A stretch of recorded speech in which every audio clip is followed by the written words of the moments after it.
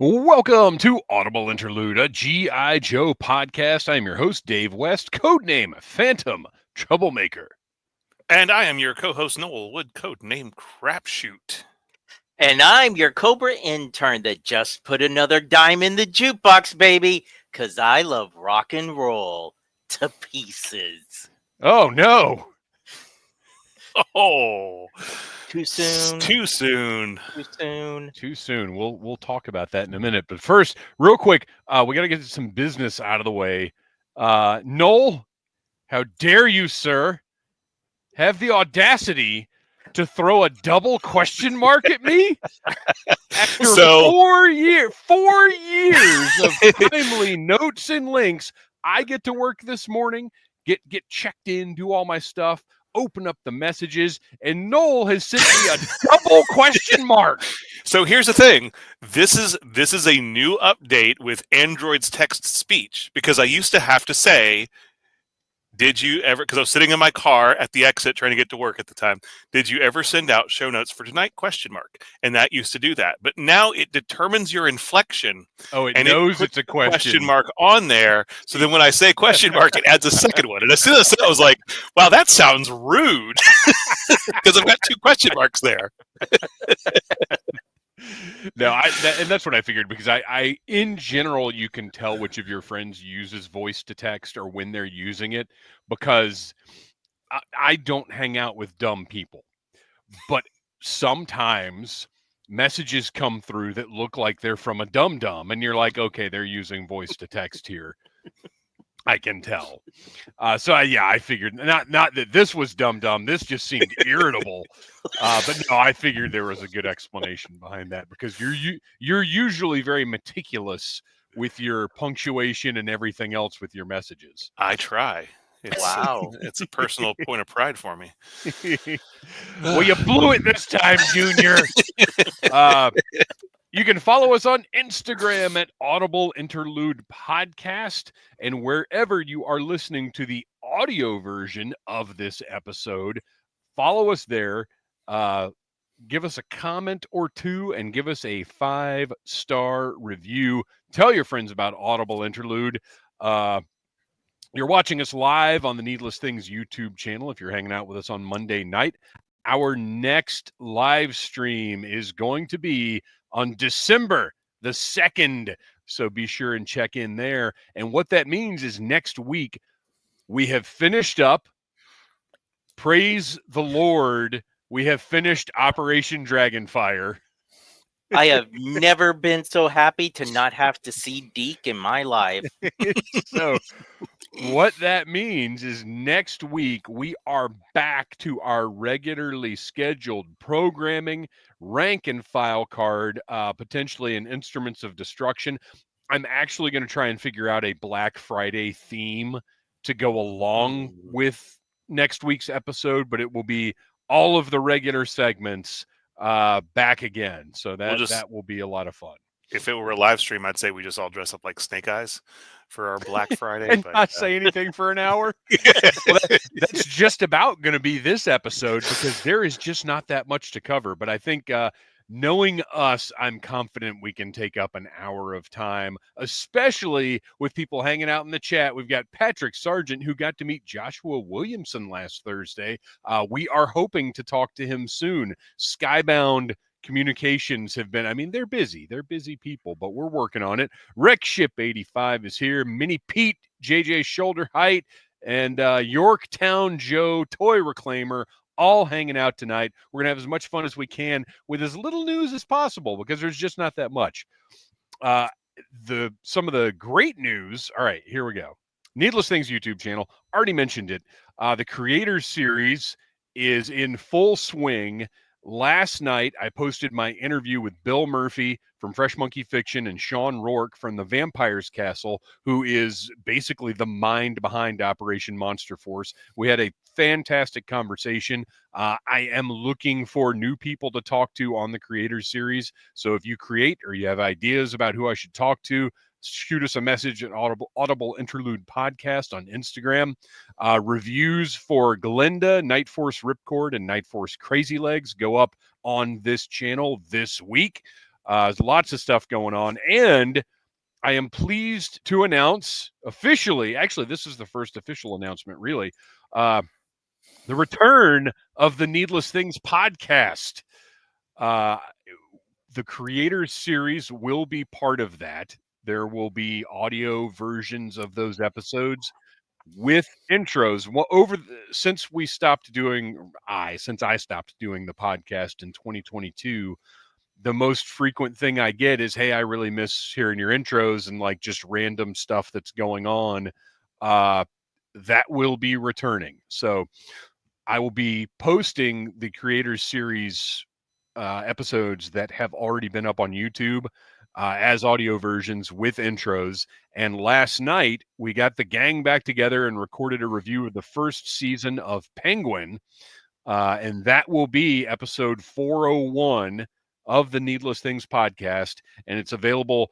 I just brought my Podbean back up to broadcast level or whatever. So it'll be in the same feed it's always been. And if you're new to the Needless Things podcast, just give it a Google.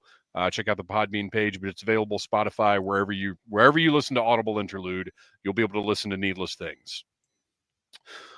What else? T-shirts. We've got T-shirts available throughout the rest of the year. TeePublic is going to be doing sales all the time. So when they have those sales, go pick yourself out an Audible Interlude T-shirt or phone case or whatever else we've got on there. I need to get on there and design the hats because you can do hats on TeePublic now. So I need to figure out which design goes on a hat. I'm actually looking at the Visit Beautiful Braca Beach shirt, and I'm thinking that might fit on a hat all right. I'll have to play around with the designer and see what I can get in there. But yes, go to Audible Interlude Podcast on Instagram, pick up the pinned stories that will take you to the Needless Things TeePublic store, where you can also, if you'd like, pick up a Needless Things t-shirt in the attractive Universal Monsters inspired design that you see all over the channel. All right. Is that all the business? That's all the business. We are already up to news, which, as I said, there's not really that much of. Let's check in with the chat. Patrick Sargent mentioned the Larry Hama G.I. Joe with Chris Mooneyham comes out this week. Yes, Chris Mooneyham returning to Real American Hero. Rekship85 says, watch the FMF interview. Very cool. I hope they... I don't know what just happened. I hope they make some more sea creature monsters soon. Can you imagine a Davy Jones from Operation Monster Force? First, I thought he was going for Fresh Monkey Fiction. Yeah, I'd love to see some nautical inspired creatures. That would be great. All right. I'm going to take that as Wreck Ships. Actually, no, we're going to go back to that in sound off. And no, we're not. We're going to talk about it right now because why not? Noel and Kristian, if you could choose a monster or character or whatever for Operation Monster Force, and you guys in the chat can throw your ideas out as well, what monster or creature would you choose? That hasn't already been done in Operation Monster Force? Yeah, that's what I mean. It's a very close tie between two things. Okay. So I am going to say the Chupacabra. Oh, I love it. Now, what size is this thing? I think it like needs a little. No. I think it needs to be like not as big as the werewolf. I think it needs to be human sized. Really? See, in my head, Chupacabra is small. Yeah. I would do. A pack of like a dozen Chupacabras. Like I'm Skeledrones. I'm picturing it not so much as like all the legends of the Chupacabra, right? It's this kind of dog-looking thing that is sucking the blood out of other. They're not big though. Well, they're not supposed to be, but what if the legends were wrong? What if it was right? What if it was actually like a human type creature that can get down, run on all fours like wild people, Yeah. Yeah. but it's a chupacabra. Okay. So that way, when it needs to fight, because you need to be able to put like the army gear, like with all those It could have accessories. little army I gear. want it big. Oh no! So Fresh Monkey Fiction already does 1/18th scale figures. So do the Chupacabra as a 4-inch figure, kind of like they did with the Naughty or Nice elves. The elves. So True. just do the Chupacabra in that size, fully decked out in gear and everything, but it goes with Operation Monster Force. That would be even creepier. These little small. Yep. I do What like. was your other one? What was it tied with? So my other one would be, and this would be a larger one, like the werewolves. Operation Monster Force so far doesn't have any air attack, right? So I need a Mothman that has a spot for a little battery with some light up LED red eyes. Oh, that's beautiful. I love that. All right. Noel? So, sticking with official Universal monsters. Okay. I'm going with the Metaluna Mutant. Oh, I love it. From this island Earth. Yes. Mutant. The Mutant. Although I thought also, and it made me, because we don't ever go off on tangents around here, but I have to ask you, as somebody who's followed wrestling figures for a long time, have they ever done a Yeti? No. Possibly with humping action? No, but it gets brought up frequently. And with the people running the WWE line for Mattel right now, I guarantee you they're working as hard as they can to do a Yeti. Because because they have to have what's his name? Giant Gonzalez? Is that? It was Ron Reese. Ron Reese. Oh, it was Reese. Okay. Yeah. So I guarantee you, as soon as they get Reese, because even if it's a masked person, they have to have they had to get rights to. Was it Hector Guerrero that was Gobbledygooker? Yes. They had to get rights to him to do that Gobbledygooker. It's a weird situation, but I guarantee you they want Reese. And if they get him, which WWE is kind of opening things up a little bit to lesser known or not as high profile characters, we'll get a Flock Reese and we'll get a Yeti Reese, probably as a Build-A-Figure in like the Monday Night Wars line or something. But I can guarantee it's been talked about. Awesome. I want to point out some of the ones from the chat. Yeah, put them on the screen as you do. Our listeners have some great ideas. I love Nessie that as a mount. Yes, did Loch not Ness even, monster. Yeah, 100%. Mythic Legions are putting out that big old dragon. Fresh Monkey Fiction. I think you got to respond. What else we got? But like they said in the interview, they do like to keep things affordable. Wreckship 85. I thought a Chupacabra was like an ankle biter. Yes, but what if everything you thought was wrong? Like Dracula is fighting on the side of the good guys in this line. So Jeff Butler comes in with the honey badger. That would be the animal companion. I like Yorktown Joe's idea of we tried to put one up at the same time. We skipped over Yorktown Joe. Toy companion series of Larry Hama's Mounties versus Werewolves. I love that. Just some like rabid beavers. That's what you need in that. I don't disagree with that. Oh my gosh. Okay, Rachel Salinas, is there a Kraken Gorgills in the 6-inch line? Not yet.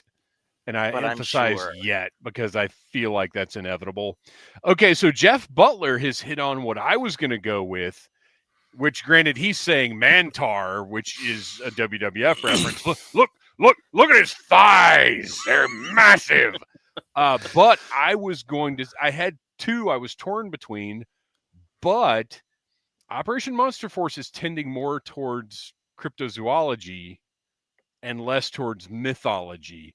But my pick, I either wanted a Minotaur or a Gorgon. And granted, Boss Fight has given us lots of Gorgons, but I want it in this line. Yeah, well, I think Boss Fight has shown everyone how you can do an articulated snake body on an action figure, so they should use that. Something I've noticed, and granted, we don't have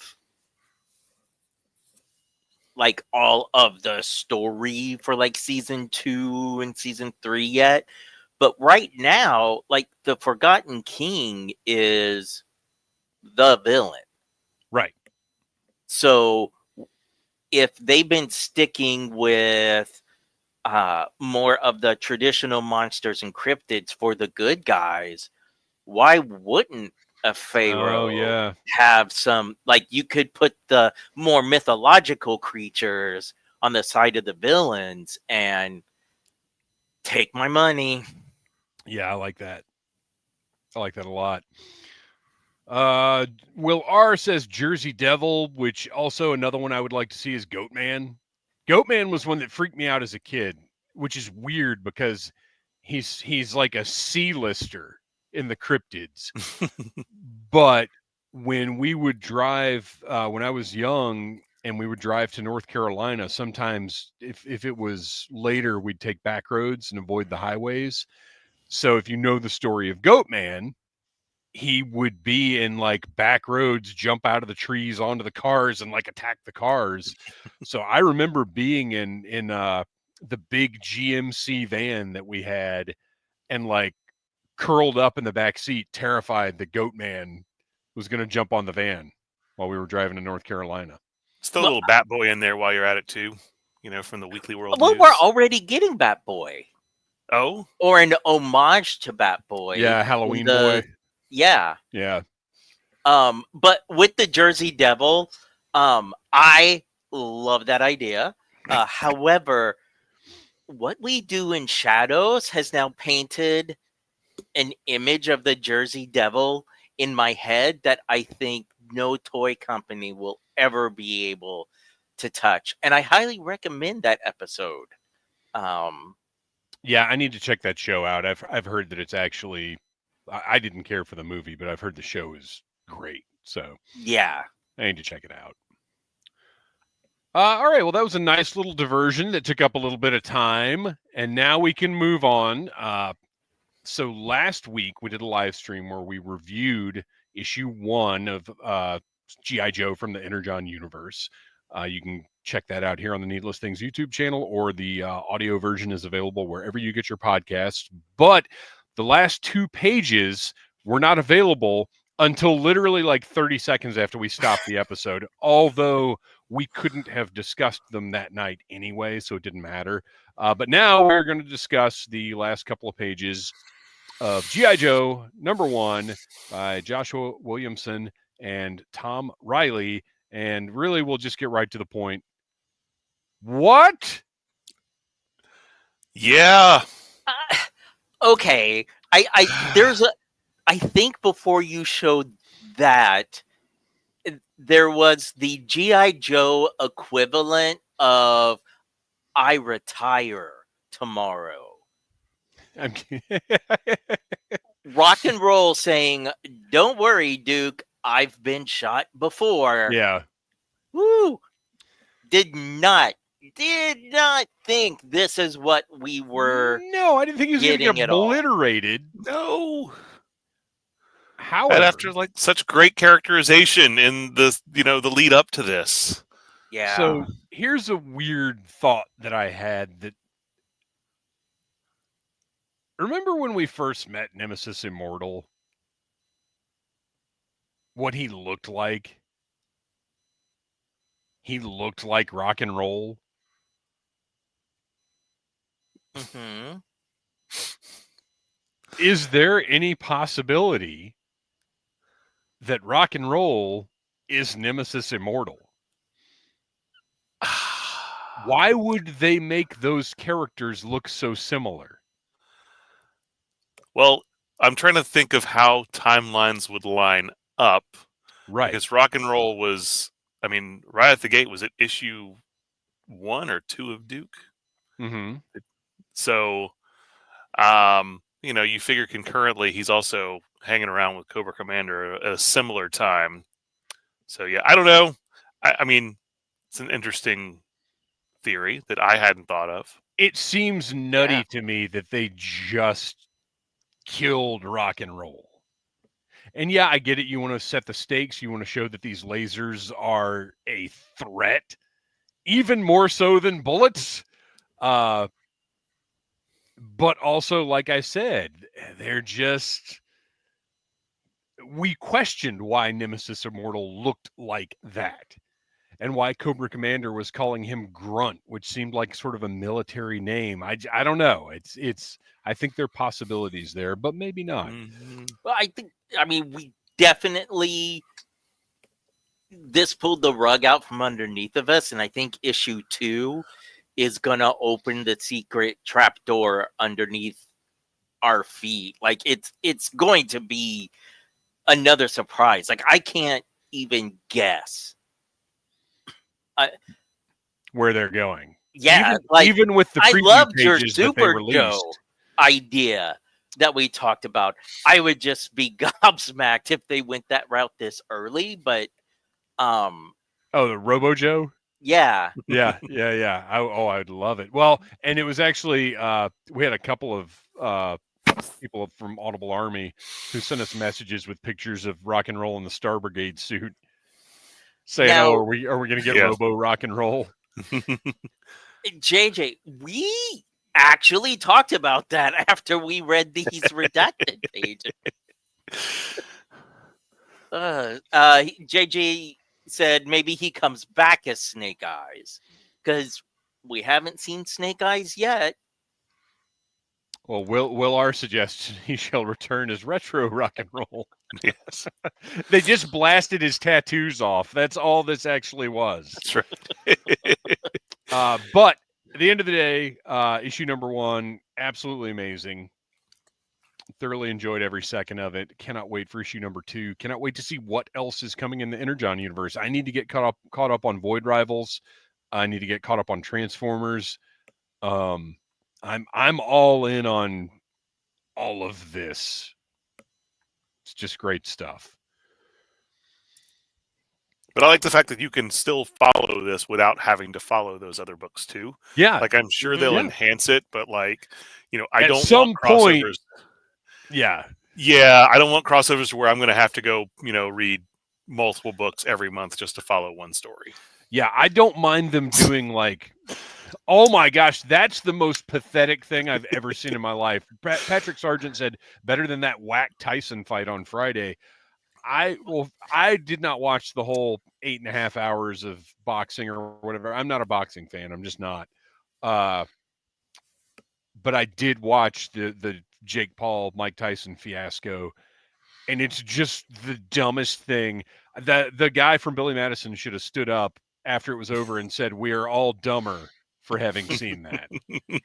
I just liked it because I thought, you are very right, Patrick, because with this, there was a very clear winner and a very clear loser. Oh, there was a clear loser in the Tyson fight. Everyone it was watching. all of us. Yeah. Right.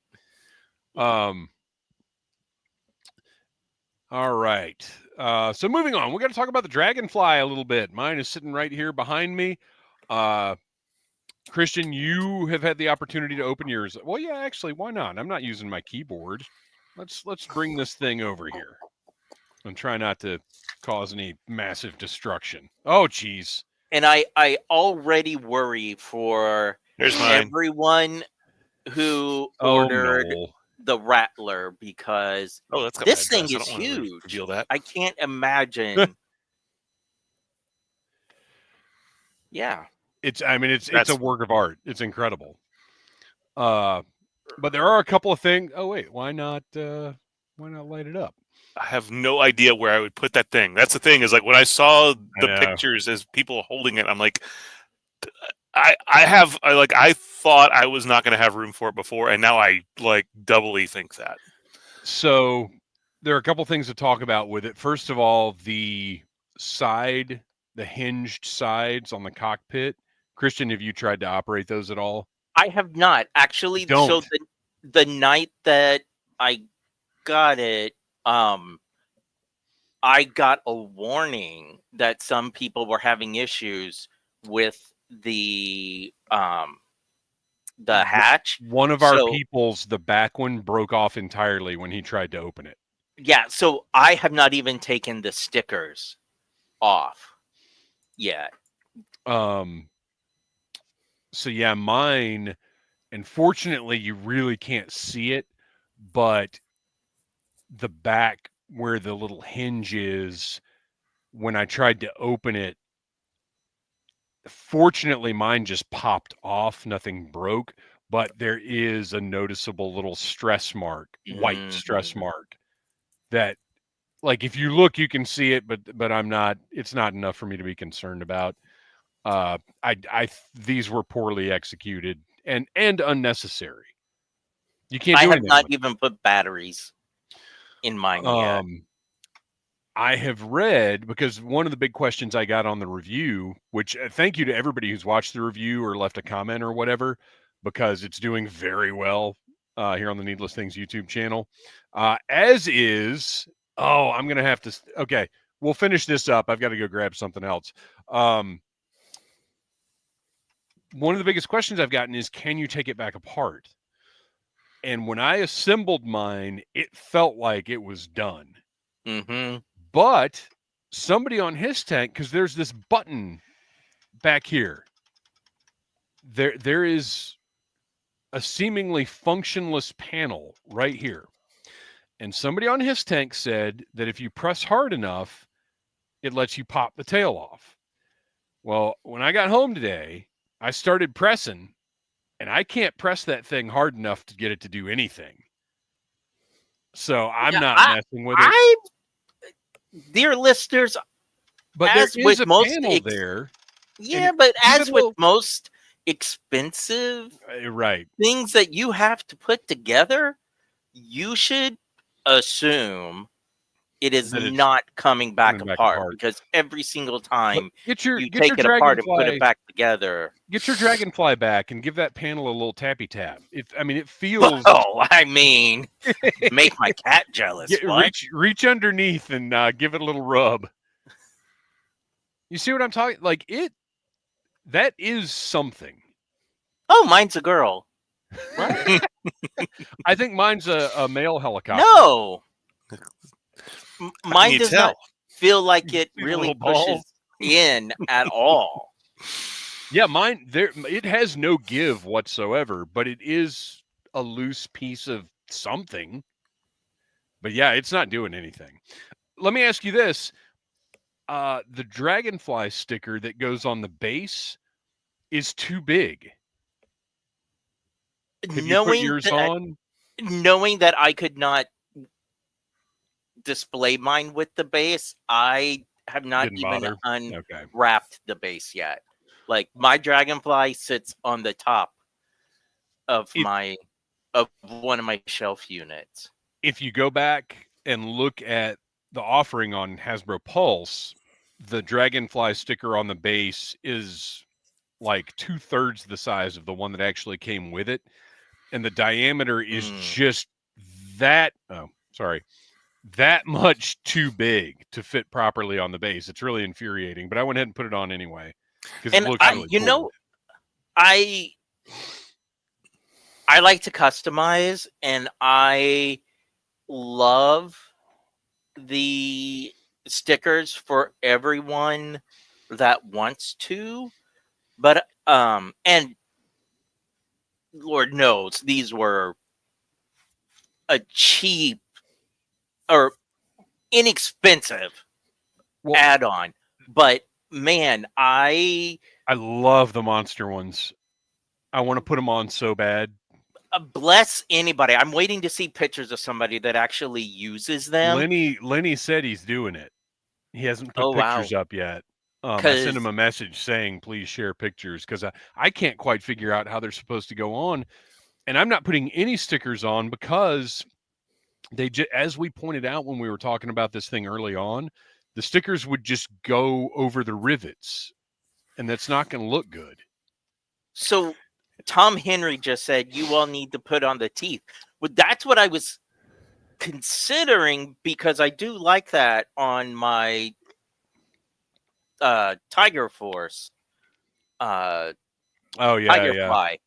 But to repeat what Dave just said, the way the stickers are and the way that panel is, I just don't know how you would put them on for it to look good, because there Right. not necessarily a smooth surface. No, there's there. not. There's so many rivets and so many panels. Like, it's not. I mean, look, everybody's tastes vary, right?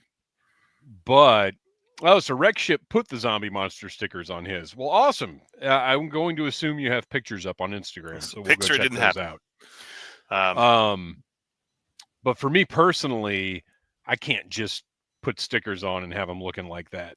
Yeah, even the ones that I believe were meant to go on the rockets, the chips and salsa. Yeah. I was like, well, these you'll have to like wrap them around the rocket, and that.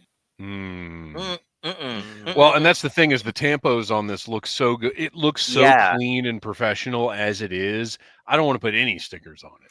Yeah, I didn't put any stickers on my Hiss, and just looking at what I've seen from the pictures, I don't think I'd put them on mine. I'm debating. So the only place where I could potentially put it is over in that corner on top of that set of shelves. My Sky Striker, I think, is going to be a casualty. Like my HasLab Sky Striker, I didn't apply any stickers. I still have all the figures in their card, and I still have the packaging. So I think I'm just going to sell it all, because I don't need it. I don't either. I'm thinking about flipping that thing, man. I've got this one right here. I got my original sitting up there hanging from the ceiling. I don't need the HasLab one. Yeah, so that's what I was like. Well, if I take this one and sell it off, then I may have a space for my Dragonfly. Yeah, and that's a good point, because I'm actually trying to figure out the right combination of stuff to get rid of to fund a second Ecto 1. And that Sky Striker could, go to a little ways toward it. I don't know what loose ones are going for, but I'd imagine they're, it's a decent little chunk of change. Yeah, I mean, because it was unstickered and with all the pieces on card, I think I could probably get what I paid for it for. I've still got a couple of the figures carded, because I didn't open up Ripcord or Cobra Commander. I should probably sell them separately. Yeah. But the Sky Striker was very appealing when it was part of a new line, like the launch of a new line. But since it is not that, and since it's almost identical to the modern Sky Strikers I've got, two of them up there, what's the point? Why do I even have But this that's thing? what I was going to suggest. You should actually look to see what the 25th anniversary Sky Strikers are going for, and contemplate selling one of those, because but those I have a sentimental attachment to. There you go. Because that was such a big part of collecting in my life. Because so much of the 25th has jumped up in price again. See, I wouldn't want to sell that one. Somebody said something funny. Where was? Oh, Tom Henry. Hasbro is using this to iron out all the kinks before they release the Fang. Good theory. I buy it. Rex Ship just sent some. He has not posted his pictures of the monstrous Dragonfly yet, but he just sent me some. Oh, man. Oh, it looks really cool. Thank you for sending those, man. The stitches look really cool. Well, now I've seen it and I feel better. All right. So anyway, overall, Dragonfly is phenomenal. Now, Kristian, have you dug into? Well, did you have anything else to say about the Dragonfly itself? I am absolutely blown away with how much I love it. Yeah. More so than the Fang. Like, as a More so than HasLab the project. thing. More than a hit. Sorry. I'm stuck. Tom Henry Tom just rage Henry, quit the channel. Get out of my brain. As a HasLab product, like as a whole, the figures, the helicopter, I do think it's better than the Hiss tank. Blasphemy from Tom Henry. Yeah, I prefer it to the Hiss tank. It, as I've said many times before, I've just always, since I was a little kid, helicopters are cool, man. Blue Thunder, Airwolf, like helicopters are cool. I have a feeling we're going to segue into the figures. Yeah. There's 2 figures in this that when they were announced, I was like, I'm probably going to sell them off. I have no attachment to them whatsoever. And I cannot believe how much I ended up really liking Crazy Legs. Yeah. I don't need the retro version when he comes out. This Night Force one is enough. No, see, I'll get the standard one, but now I've got mine kitted up like a dork right now because I thought it would make for a better thumbnail for YouTube. But I've got to fix that goggle helmet situation because it does not look awesome. No, but I love the baseball cap. Like I just ordered some off of Gridiron because I had contemplated it when, in most of the mini series we kept seeing rock and roll with a cap on, and as soon as we've got retro rock and roll, this one is getting a baseball cap. Yeah. Now, granted, I've got. I hope it's still. Yes, it is still. So I'm going to be putting. I don't know if anybody will be able to. This baseball cap on my rock and roll. There you go. ECW there for those watching at home. But yeah, I'm really happy with these figures. But I have to ask you a question because I thought that Ripcord and Crazy Legs were great. Night Force, Ripcord, and Crazy Legs were great choices for this. Sure. But I wasn't super excited about them. I got to ask you a question about your Ripcord, though. The mask on mine, the right side of the mask does not have a fully formed peg, and it will not stay plugged in. Is yours like that? No, but mine does have a tendency to want to pop out. Mine has like because the left side has like one of those mushroom looking pegs, right? Yeah. My right side doesn't have that. It just has this like nub.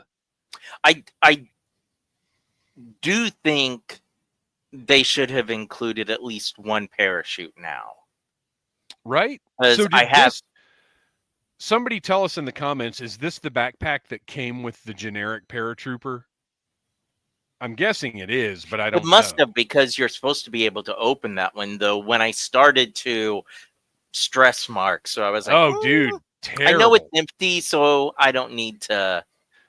Yeah, the stress marks at the top of that flap are awful. That was one of the. I had a few. I mean, these reviews all go up this week, so everybody can check them out. But I did have a few negative thoughts about these, including Kristian. What do you think about the portraits on these? So I like them all. To go back to Crazy Legs, though, both the color of the plastic and the print on his face looks like it's from the Selfie series. To me, they look like Glinda isn't as bad, but Wild Bill, Crazy Legs, and Ripcord all look like they were lifted out of Fortnite. They don't look like digital inkjet printing like the rest of the line. They look more like traditional paint. And their eyes are so big and white and defined that when you put them next to other classified series figures, they look weird. And I haven't done that yet. Skin doesn't have the same finish on it. Yeah, they are definite. Let's see, they're Night Force. They're not getting sun. They have a nice Londoner's skin. It's not like as far as the quality of the figures, it's not good or bad, but it's just that they don't match. Now, It's weird. Like put them next to like Dusty, because Dusty is who I've got back on my workbench. And if you put him next to one of the other classified figures, it's a stark difference. But with Ripcord, it doesn't matter as much because I'm not going to display him without his gear on. And Crazy Legs isn't quite as obvious as Ripcord and Wild Bill and Glenda, which, by the way, Glenda is awesome. I love that she came with a Marky Post haircut. I think that's the best thing in the line so far. Listeners, when he texted, he literally did say the Marky Post haircut, and I could not stop giggling. I love. So let me ask you this: my biggest great complaint, Marky Post. That's right, is Hasbro. If you can't figure out a way to make sunglasses work, oh my gosh, just sculpt them on.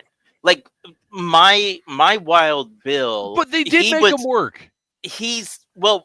Ripper's work, Sergeant Slaughter's work. Part of his glasses were gone, like the left-hand side. Oh no, it was like half the ear thing was there, and then the rest was gone. So, I mean, I just ordered more glasses from Gridiron, which, by the way, you never sent me and Noel our torch glasses or buzzer glasses. It's fine. Thank you for reminding me. You're supposed to do that. ADHD, dude. You got to remind me of that stuff a lot earlier. I don't like reminding people about free gifts. Look, we got a couple new people. I would have brought it to the cons. We got to check back in with the chat real quick. Yeah, Will R, you're not entirely wrong. Looks like an N64 GoldenEye character. That's not totally wrong. Rachel says the backpacks are slightly different. 60th's mask plugs into the pack. Ripcord's mask plugs into the web gear. Wreckship says I can just chalk Crazy Legs' face to him being a youngin'. Some Same Time Toys in the chat. Everybody check out Same Time Toys. Mini Pete, yes, Marky Post was legendary in Night Court and Fall Guy. Always squaring up. I mean, think about the fact that she was squaring off against Harry Anderson and John Larroquette. Like, that's amazing. Road Pig John hanging out. I love her in Something About Mary. Yes. Well, I mean, she was great in everything she did. She had this great understated presence. But overall, Dragonfly, just awesome. Yeah. Like quibbles aside about the execution of the figures' heads, I'm just thrilled with the overall thing. As we said, I like it even more than I like the hiss. Part of that is just because I like helicopters more than the hiss. Like I said it before the hiss even went up. It's not even in my top 10 favorite G.I. Joe vehicles. Like the original hiss. It's not something I would have picked for a HasLab. But it is fantastic, and I am glad I own it. But I don't have attachment to it in the same way I have to the Dragonfly. Now, for the folks who did not back the Dragonfly, I do hope that they figure out a retro Wild Bill to get on the shelves. They will. They 100% will. I could see him with a slightly different, maybe more saturated colors and a brown hat. Or I think this is less likely, but just in the Sunbow colors. Yeah. Hang on, I'm pulling up our next topic here. My emails have knocked everything down a little bit.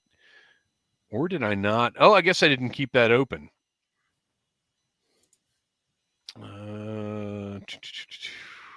Because I got a Kickstarter notification about the G.I. Joe compendiums, which are not quite on time, but still doing okay. And then there was a shipping update for RoboSkull Mark II. The first ship that just has the standard issue Mark IIs on it is being held up in the port. Ninja Force Wild Bill. Wreck Get Ship out of here. 85 says, or maybe they throw a curveball and do a Ninja Force Wild Bill. Wreck Ship 85, you're demoted again. Yeah, man. You know, as much as I respect you, sometimes, especially with some of the quote unquote leaks we've recently seen, I feel like my wallet is going to get an extra little break. Yeah. Yeah, I'm not a fan of, was it Weibo? Yeah. I would rather not see that stuff, to be honest, because it's terrible pictures. It's stuff that it's not official releases. I don't want to see that stuff yet. So we will not be covering those here unless it's something like earth shaking, but I'd rather not see that stuff, to be honest. So anyway, Robo Skull, the first container ship, is being held up. The second container ship that has more of the standard Robo Skull Mark II and the special editions on it is on time. And then there's another container ship that has, I think, the stands and both versions of the Robo Skull that's coming in on the West Coast, and they're going to truck it across country. So these may or may not ship before the end of the year. We probably, I don't imagine we're going to have them in hand before the end of the year. But again, independent toy companies doing their best, cut them a break. So we do have a little more G.I. Joe news. We've got to talk about this with our resident Lego maniac, even though these are not technically Lego. Noel, I'm going to let you, since you had nothing to say about the Dragonfly, why don't you share your thoughts about this, which is the Mega. It's not Mega Blocks anymore. It's just Mega G.I. Joe set from Mattel. Yeah, so it's Mega Constructs, I guess, because that's what these figures are in the style of the Mega Constructs. Mega Blocks was purchased by Mattel years ago, just so they could have something in the Lego competitor business. I historically have, like, if a Mega Block winds up in a collection of bricks that I acquire, it doesn't even go in a donation bin. It goes in the garbage because I do not want those even floating around. The quality of Mega Bricks are really, like, Mega Blocks historically have not even been as good as those Forever Clever. Oh, come on. That is ridiculous. In the past, we need a banner, by the way, for Angry Noel. We really do. Because I love these moments. I have got a number of Mega Block sets. Our friend of the show, Mr. Bo Brown, has all of the Masters of the Universe Mega sets, and they're great. Well, they may have improved on their quality now that they're under Mattel.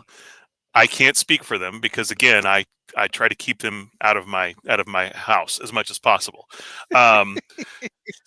Obviously, we got something like groundbreaking last year when we got a Lego Optimus Prime, actual Lego, which is a licensed Optimus Prime. It's amazing. After it's right behind me, after like years of them doing these, really bad, like Built to Rule and Creo toys, they actually let Lego do something amazing. Obviously, G.I. Joe's not going to be able to fall into that boat because Lego has a bit of a problem with doing like realistic military stuff. Yeah. So we got this, which is funny because they will do Star Wars all day long, but they will not do war toys. Right. We got this. It's obviously part of our big Mattel Hasbro crossover that we've gotten a few things out of. But yeah, I mean, they don't look bad. But they're not like, these aren't like Lego sets in the sense that, like, these aren't like really brick built. Like, that whole front canopy of the Sky Striker is all just one giant piece. But that's the Mega Block or Mega way. Yeah. And again, this is not quite like, you're not building this out of existing bricks like you would with your, see this, lots of very, very large parts.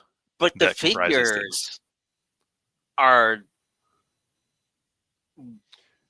I mean, I like I'm Well, not I mean, this a is where brick the builder, Mega- but these figures, I would take these over a Lego minifigure style I GI I Joe. love the Lego minifigure style, and so I would love to see those if they were ever going to do that. But obviously that's not going to happen. They're just kind of like chibi versions of 3 3/4 and inch to figures. me, Yeah. this is where the Mega stuff shines, to the point where they've been releasing, like, all the Masters of the Universe. They were doing individual, or not individual, like multi-pack figure releases with no building blocks included at all. Well, no, they were doing individual figure releases, weren't they? hmm So I mean, their minifigures are a whole different level from Lego's. But this is char- iconic. charming but simplistic little figures that are slightly less pleasing than Playmobil toys. I'm sorry, Noel. I just said that to The be mean. blasphemy that's I being love said Lego. right here. I love Lego's minifigures. I Um, like Lego's minifigures. However, these look like action figures that are, they're chibi, but who doesn't want a chibi Cobra Commander? Well, and to be honest, Or when I was even a kid, his tank looks chibi. when I was a kid, this is what I wanted out of, like, I would have loved building sets that came with actual little figures. But they did that like they did the Lego the action team, which was the Technic, where they actually had they were almost like 3 3/4 inch posable Lego figures. And they're like very, very expensive on the aftermarket. I probably have some right down here within arm's reach. I'll see if I can dig one out. But well, while you're yeah. looking for that, on first glance, my reaction to these was, well, they don't look much better than the Forever Clever stuff. Right. And why is the hiss so tiny? Well, look and at the also in price relation point. to the figures, like this is where they're built to Lego minifigure scale, but the figures are twice as big as a Lego minifigure. These guys. These were the Lego weird. I Action remember Team those. figures, and these were awesome. I have So these, no they're fully recollection of that. posable. There's a leg popped off. But yeah, like fully posable. Let me put it next to a Joe figure. They are about like 3 inches and change. Look at that. So almost as tall as the Joe figure. Yeah. Interesting. Yep. Yorktown Joe wants a Recondo versus Firefly 2-pack with an Outpost Defender versus Ferret. That's a great idea. That would have been a great set in the 25th anniversary. JJ Shoulderhide says, I think it helps that they look like tiny O-rings. Well, and I think that's to the average collector, I think that is where this has an advantage, is you are getting, fully articulated little figures that look like, little G.I. Joe figures. On the other hand, one of my other favorite little Lego themes from the past. Whoa. I have Fabuland. I have the goat from that series still. Many Fabulands out there. So this is, as much as I genuinely do like the Mega stuff, I bought all of the Pirates of the Caribbean stuff when on clearance for like dirt cheap. I have a box with like 4 Pirates of the Caribbean ships in it in the storage room, and I had a blast building those. But I remember Noel being like, "Oh, they've got too many pre-molded parts." I'm like, all right, whatever. At least these look better as vehicles than this garbage. Which the Forever Clever stuff is just terrible and doesn't stay together. Like you need to treat it like a model kit. You have to like glue it, but then what's the point? Because it just doesn't look that good anyway. No, and I purchased so many of these because they were on sale for $3. Yeah. From like a Ross when they were on clearance. But they're not even worth putting together. No, and like the thing was, I was like, well, I'll just pull out all the little Cobra minifigures, the little troopers, and I'll just have them kind of around, but they're not even cool enough looking. They're just bad looking little fake minifigures.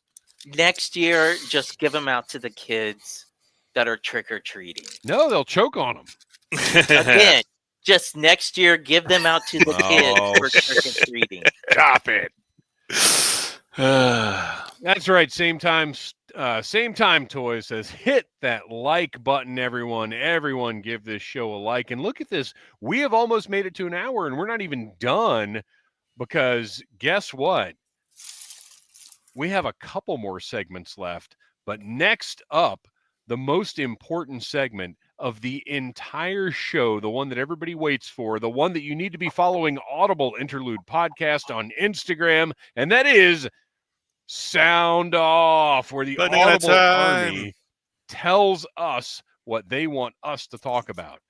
So if you are following Audible Interlude Podcast on Instagram, every day that we're doing a live stream, early in the morning, we'll put up a post that says Sound Off. And we will take your input and discuss whatever you throw at us, even if it's Destro investigating a banana. All right. First up this time around, Yorktown Joe. Hello, gentlemen. If there is a bit of a drought with classified in 2025, any plans for adjacent side pursuits to fill that time? Thanks again for the entertainment you bring into our lives. Fist pound. Thank you, Yorktown Joe, for hanging out with us. We appreciate it every single time. I mean, as anybody who's been watching the show for a while knows, I've already got plenty of adjacent side pursuits. But Kristian and Noel, are there any other lines that, like, you know, maybe if we're not getting any product until August, is there anything else that you might dip your toes into just to check out in the meantime? I collect so many other lines that I am trying not to get invested in anything new outside of Monster Force.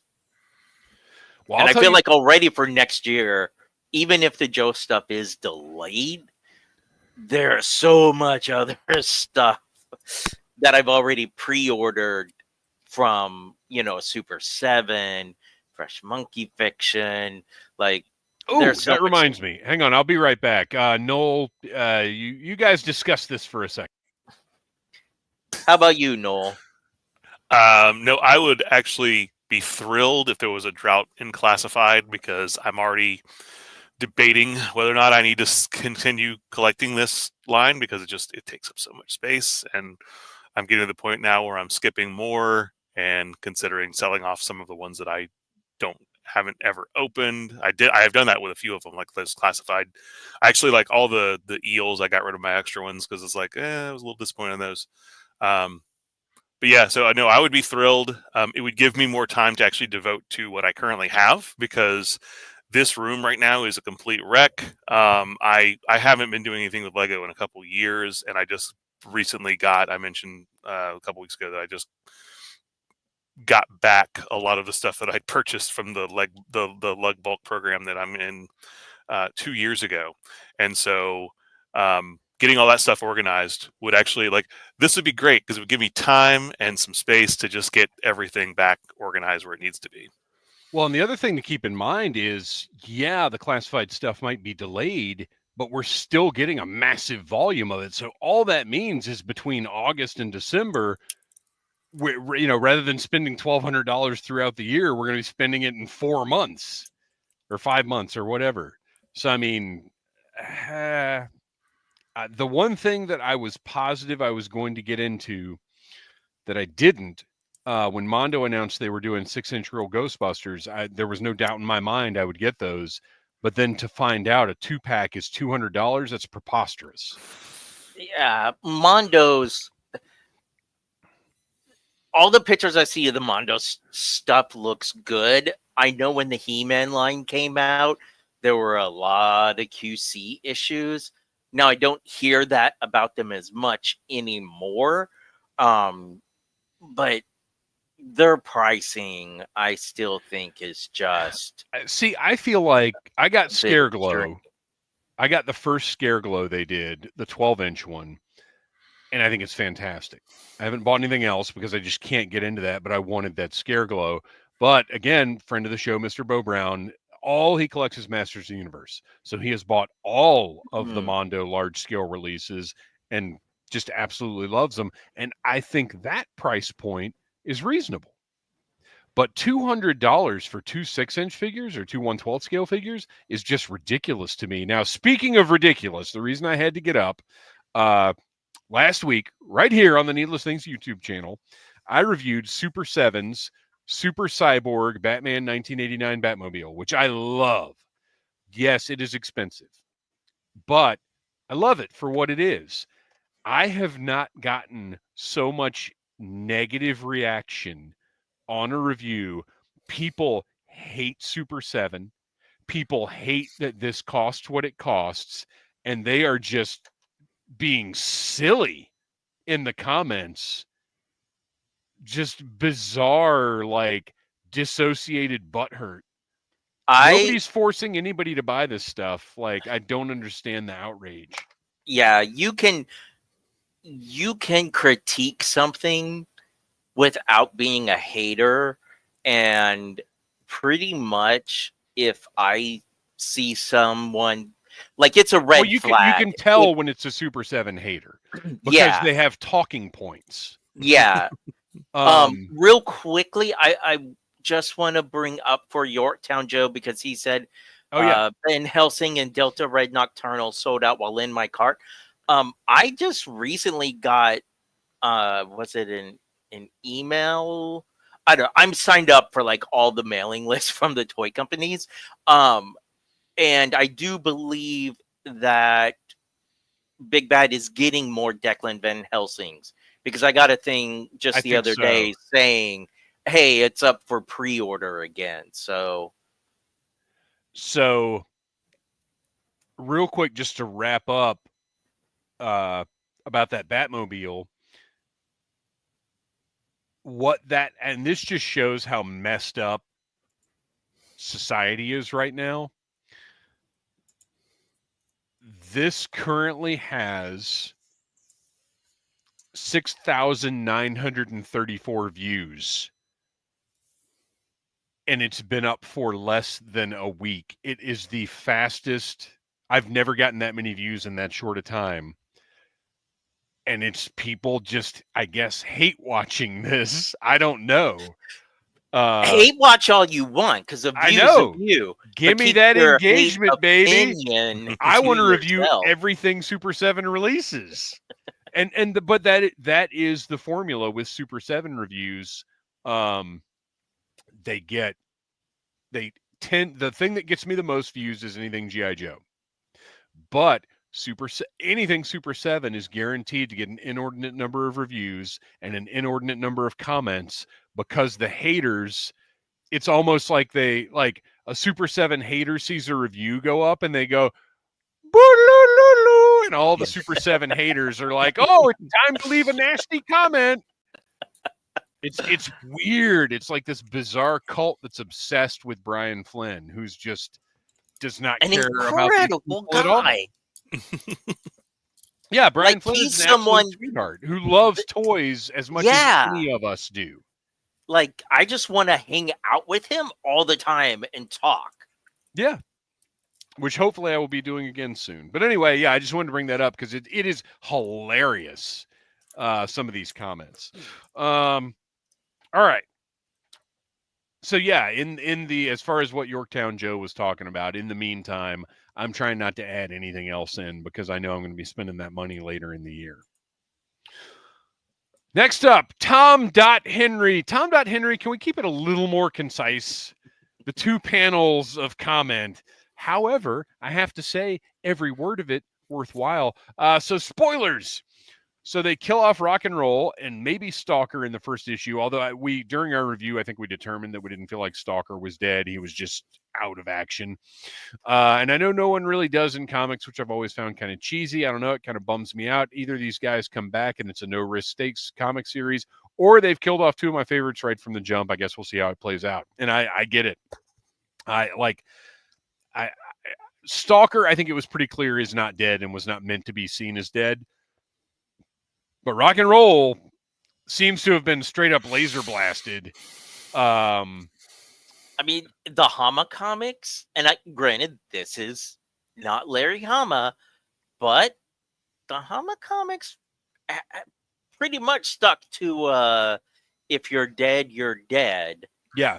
Unless your name was Cobra Commander Or Right. Snake Eyes. or Storm Shadow.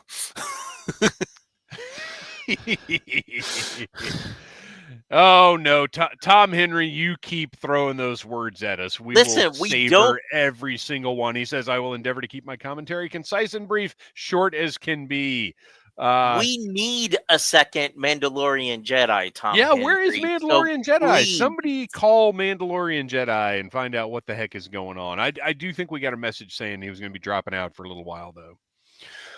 So anyway, continuing Tom.Henry's comment, maybe Hasbro really is starting their board game G.I. Joe crossover with Risk. Maybe soon we will have Canadian Operative Sorry added to the team. Excuse me, Canadian Operative Sorry added to the team, who takes out Cobra and then apologizes for it. Operation, the team medic. Uno, who shouts reverse as he turns the tide of battle, and Take 4 as he shoots missiles at Cobra. Oh, and don't forget Twister, who creates windstorms and shoots brightly colored circles. Anyway, here's hoping with the inclusion of the Fang in the comic, we will finally get the first vehicle we should have gotten. I think these are all fantastic ideas, and I will say, gentlemen, for the first time ever, I do believe we have been Audible interluded by somebody in the Audible army. Yeah. When I read this, I kept thinking, this, Tom, you have figured out the Hasbro Suicide Squad. I particularly love Twister. Yes. Because I can picture that figure. Twister and Uno are the two that like Uno has to have a voice chip in him because that's just awesome. Well, he's Draw gotta 4. He's got to be talking battle commander or whatever. Yeah. Tom Henry, you've been promoted to junior chief of mess. Good job. Your non-medal is in the mail. Hillbilly Harper, do y'all think Snake Eyes will make it into the new comic, or is it going to be a Snake Eyes free universe? There will never, ever, ever, ever, ever be a Snake Eyes free G.I. Joe universe. That is not going to happen. I don't know when or how Snake Eyes will be introduced, but there is no way there's no Snake Eyes. I mean, they tried in the 90s with G.I. Joe Extreme and Sergeant Savage, but clearly those did not last long. If we can get the first year without Snake Eyes, I would be thrilled, because that means we would have had a lengthy time of, I mean, we have him in a Real American Hero. Heck, we have that's actually the heartwarming stop motion Christmas special, The Year Without Snake Eyes. But yeah, once they add him in, it's gonna be awesome. But then the rest of the ninjas. Well, we've already got ninjas. We've already got the Arashikage, and I think they've done a really good job with them thus far, even though it's really only been in the Scarlet miniseries. Yeah. The way that they are building the blocks of the foundation has been fantastic so far. So there's no doubt in my mind, once we do get Snake Eyes, it will be very satisfying. Mm-hmm. And no, I don't actually think Risk is going to be Snake Eyes. But we'll see. That is it for Sound Off. Didn't have a lot. Everybody, it's kind of a low-key time for Joe now. Slow news week. But we do have one more segment. And I'm very excited. Noel, you're going last, because I feel like you've got the main event of the next segment, which is Joe and Tell, sponsored by our pal Slickalicious, who I believe is kind of taking a little bit of a hiatus. But just because Slickalicious is on hiatus doesn't mean he isn't still awesome. Designed many of our t-shirts, which you can find by going to Audible Interlude Podcast on Instagram and clicking on those pinned stories. So I'm going to go first, because my Joe and Tell is not actually that exciting, but it is. I know it was exciting for me, but there's kind of a funny aside to it. So I'm excited because I bought a G.I. Joe figure at retail for the first time in maybe a couple of years. I went into Target the other day and they had the Snow Serpents and Beachhead. They did not have any eels. And I didn't order this guy. I really didn't plan on buying one. But then when I saw it in person, that bright white, that bright blue, this to my eye looks so much better than the other one that was released. I decided I had to get it. And what's funny is later that day, I went on His Tank and somebody mentioned, hey, I found the new Retro Wave at Target. And I was like, oh, yeah, me too. Cool. And then I realized they meant the Cobra Commander, Cobra Trooper Retro Wave. This one, which here in Atlanta, we're only just now getting. I had not seen. Have you guys seen these at retail? It's a while back. Really, I never saw them. I have not seen any single carded Joes in a long time. I've seen a couple of Night Creepers. They keep restocking the anniversary figures, like the Sniper. Oh yeah. All of them, and at the two main Targets I go to, I'm just waiting for the Roadblock and Tripwire to go on clearance because they're hogging the shelves. Well, I'm thinking them, Road Pig, Raptor, like those. I haven't seen the higher price single those. figures, the deluxe figures, all seem to be kind of just sitting there. Not here. Those sell. Really? See the ones that are the anniversary figures. Oh wait, I can put this back. The anniversary figures are the ones that, like, I'll see them once and then they're gone. Oh, interesting. I'm wondering if, with the holiday season coming up, if that's part of why. Because at least, again, in the Targets and Walmarts that I hit, I would say since October, the shelves look like they do after Christmas. Like, they sells and they're just not restocking, and I feel like they're waiting to make sure that they have enough product. But see, we felt like that last year, but then around here the shelves never got stocked. It's really weird. Kevin Riddle, looking forward to Mercer more than ever comic edition, and I'll go ahead and say it right now: make him a deluxe, include that helmet. Make it so he can be full Viper and so he can be just regular. Like he looked in the comic, 100%. Yorktown Joe, saw him at my Target this weekend in Wisconsin. Tom Henry saw an eel today in California. Wreck Ship, however, says in Louisville they're still on Duke, Recondo, and Scarlet. A lot of our Walmarts around here still have those. Well, Walmarts, I haven't seen anything, but when I went into Target, I saw Recondo, Scarlet, and Duke last time. Wild. Kevin Riddle's got Duke in North Carolina. Yorktown Joe, Eel, Serpent, 3 Beachhead, Raptor, and a Tiger Paw. I have not seen Tiger Paws at retail yet at all. Nope. No. Mini Pete, who is coming to Retro Toy Con in Greenville this weekend? Noel will be there. We discussed earlier, not in the budget for me and Kristian. It's a little bit of a hike. So let's see. Kristian, do you have a Joe and Tell? I do. Mine actually might be just even a little bit more lame than yours. Not that I think it's lame, but with the Dragonfly, I finally get to add a figure to my collection I never thought that I would get to add. And yeah, that Marquee Post hair, like, give me more international variants in this line. She is everything I wanted her to be. All the accessories that come with her are great. So I red tripwire. Yes. You know I Like, want that one. That Listen and Fun Tripwire high up yeah, on my like list. figure out a way, Joe team.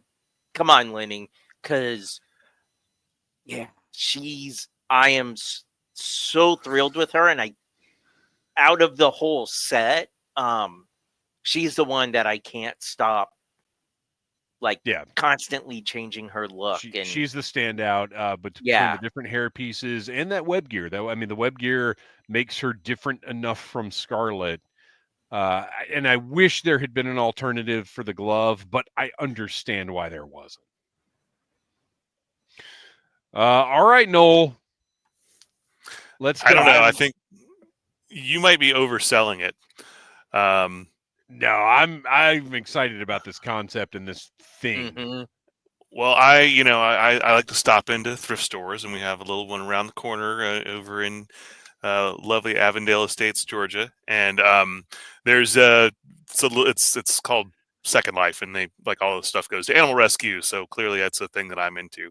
Walked in one day, and I just happened to see this little guy, and I saw that little price point that said 99 cents, and I was like, well, I'm not going to pass that up.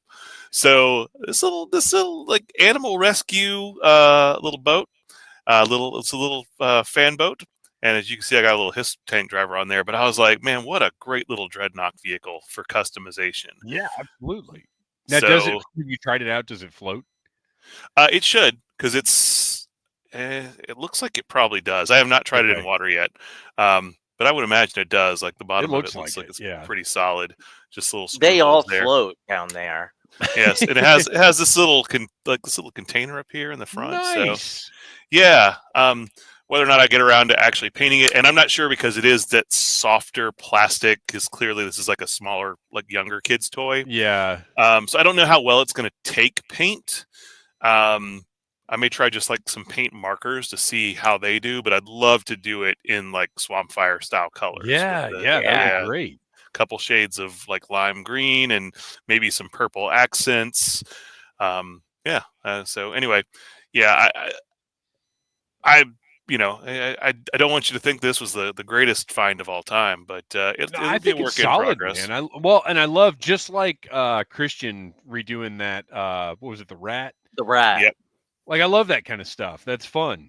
And I always love finding vehicles or like, accessories from other toy lines that work with Joe. Yeah, because absolutely.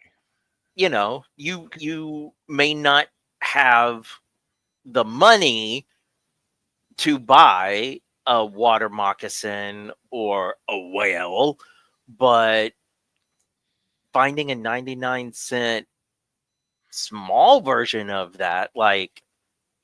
Well, and when I was a kid, like all that Adventure Team, like all the Fisher Price vehicles, the camping vehicle, and the fishing boat, and like all that kind of stuff, I used all of that stuff with my Joes. Like, yeah, I love fair game. One of the rabbit holes I love to go down on YouTube are the people that do the videos of finding stuff that scales with 1/6 figures or 1/12 scale figures at Five Below or the Dollar Tree. Actually, I'm making a note for a future segment right now. They have all those army sets that they were selling at Ross that, like, the figures that come with them are pretty much like 3 3/4 inch Joe scale, but the vehicles are so like shrunk down. They have little helicopters and stuff. Like, if they just were a little bit bigger, those would be great little accessory Joe packs. But yeah, they're so tiny. I wish they would sometimes would break them up a little bit more, because I do like, they'll come with a decent watchtower or like barbed wire fence. And I'm like, you can paint that up to make it look good, but I don't know what I would do with that. Well, years ago, I think it was Big Lots had one of the third party or off brand or whatever soldier sets that came with like 8 figures, but it had a big like Middle Eastern looking base, like 2 levels. It just looked awesome, but it was a little more than I was willing to spend. And I was kind of like, well, maybe it'll get marked because they had dozens of them. I was like, maybe it'll get marked down at some point. And I kept checking it, and the price never changed. And I was like, I cannot justify paying that much for this thing. All right, so some point in the future, we will be doing top 10 vehicles or play sets we used with G.I. Joe that were not G.I. Joe. That'll be a good holiday episode, I think, because a lot of that stuff we probably did receive for Christmas or whatever. But until then, you guys, that is all the show we've got this week. Our music is by Andy Sanford of electricminnowmusic.com. You can follow us on Instagram at Audible Interlude Podcast. Kristian, where can we find that toy photography you do so well? You can find me on Instagram under the name Legion Cub. And Noel, why don't you tell us a little bit about The Finest?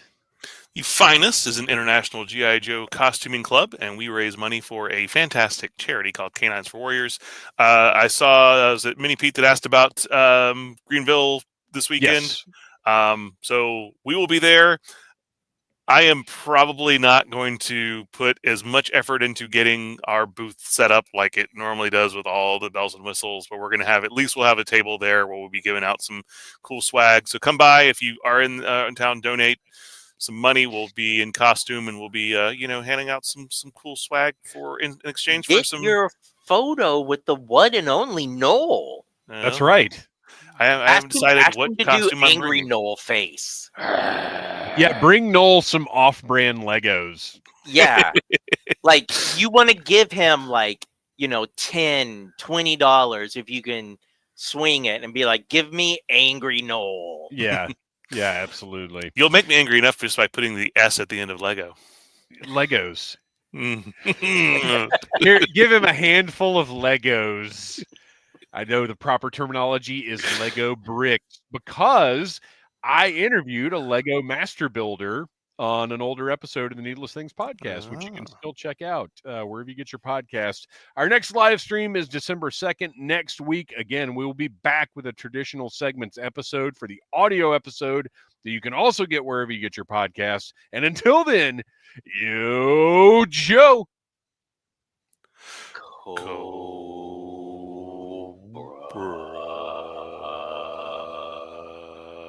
X. Hey.